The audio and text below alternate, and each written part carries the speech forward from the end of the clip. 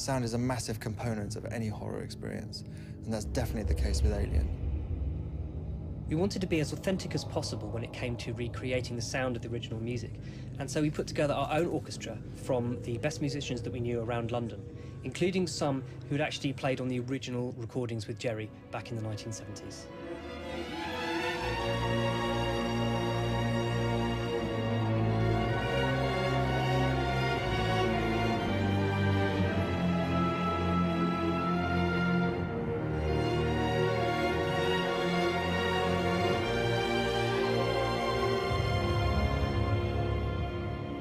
One of the most exciting aspects of working on the sound for Alien Isolation was that we were given access to the original sound recordings from the first film. 5A, Section 8.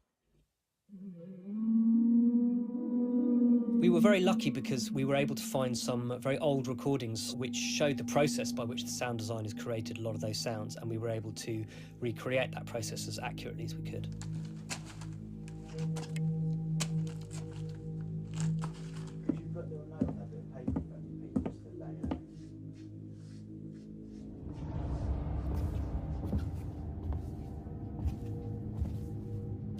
We have this really unpredictable, clever, adaptive alien, and we needed to build a sound engine that could help support that. We couldn't just have a mix that was static.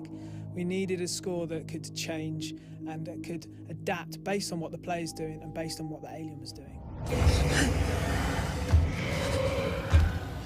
If the player is hiding from the alien, the sound engine will know that and it'll adapt, it'll make it more tense.